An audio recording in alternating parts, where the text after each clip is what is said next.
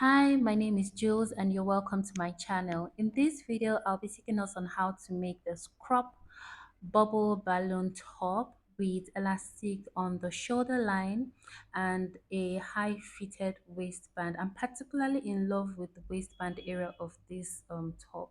So without further ado, let's get right into cutting. Now for this tutorial, you'll be requiring three pieces of fabric. You need your waistband, okay? So this is what I have. The length of this is your round waist measurement plus whatever inches you're using for your zipper allowance. And for me, I need it to be 5 inches after attaching to my main fabric. So opening this up, I fused it with light interfacing, and opening it up, it's 12 inches in length. On fold, it's 6 inches. And then for the second piece of fabric you'll be needing, of course, is your front block. And this is totally dependent on how wide you want it. But how I measured mine is a quarter of my shoulder measurement times 3. So if you want it really bulky, or times 2 or 2.5 if you don't want it too bulky. So a quarter of my shoulder measurement is 8 inches times 3 is 24 inches. So this fold is by 24 inches. And then for the second piece of fabric, of course, is your back pattern. It's the same as your front piece. Only difference is that you'll be needing a zipper allowance. For me, my zipper allowance is 1.5 inches. You can make use of 1 inch if you want.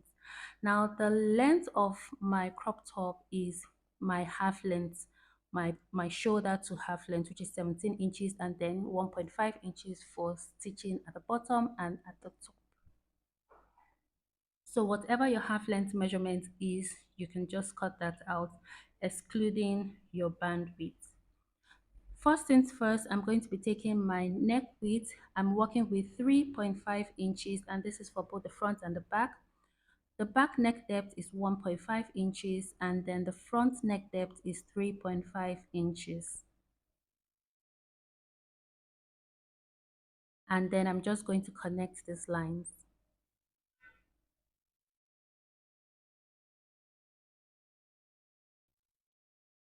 At this point here, I'm going to be coming down by 1 inch, and that's for me to achieve my shoulder slant. And I'll be connecting it to my neck width. I'll do that using a straight rule.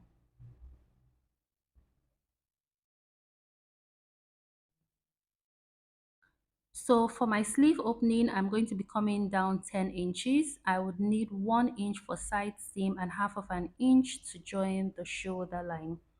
So I'm marking 10 inches, and you don't want it too fitted. At this point, I'll just come in by 2 inches, and I'll also come in 2 inches here and connect it into a straight rule and try to create an armhole curve at this point. And that's pretty much it for the drafting of this bubble balloon top. So we can now proceed to cutting this out. And if you're new to my channel, thank you so much for stopping by. Please don't forget to share, like, and subscribe. And also you can be a member by hitting on that membership button so that you get access to early videos and other perks. Thank you. So I'm going to open this up right now, right sides facing each other. I'm placing them right sides facing each other.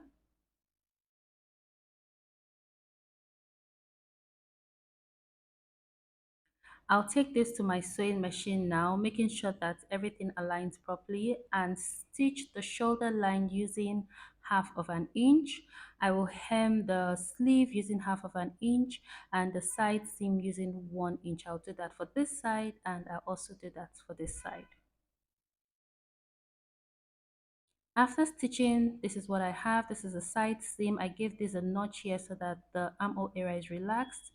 I've I held the sleeve opening, and I also use the facing to turn the neckline because I don't like the finishing the bias gives to it. So you can use whichever you prefer.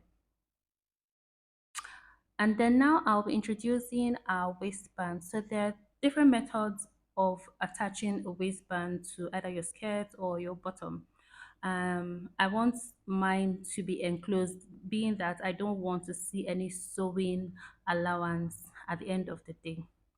So what I'm going to do right now is I'm going to open this fabric up and place them right sides facing each other. So the right side of the waistband facing the right side of my main fabric.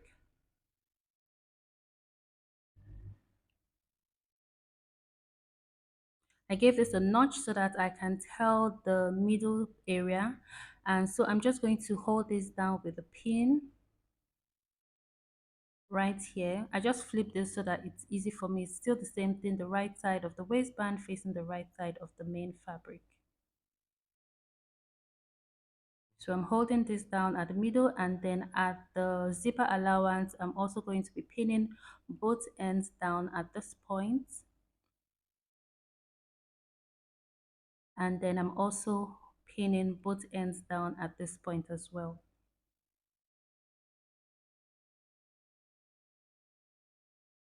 From here, I'll take this to my sewing machine and I will create gathers. Whilst creating the gathers, I will run a stitch holding my main fabric to my waistband. Now this is the right side of the fabric. I've held it down. As you can see, it's looking really very neat.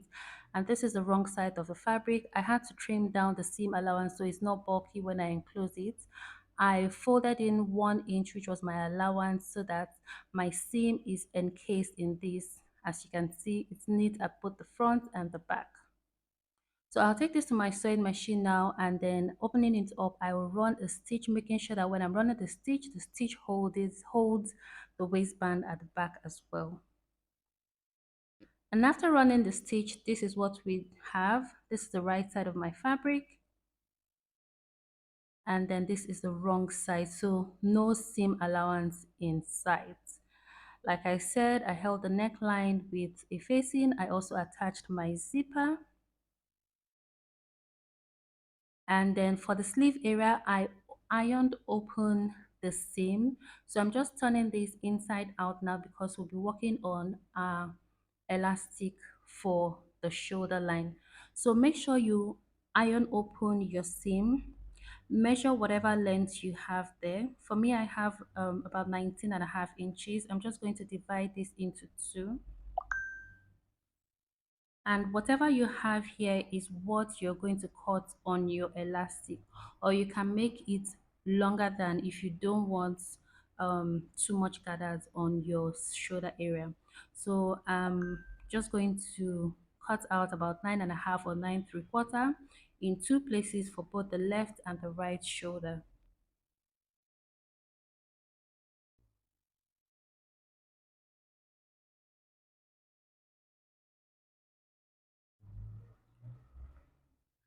I'm going to take this now to my sewing machine, and I will attach it exactly on the open seam line. So I will run a stitch here, and I'll make sure that as I'm sewing, I'm stretching until I get to the neck width area. I'll do that for both sides.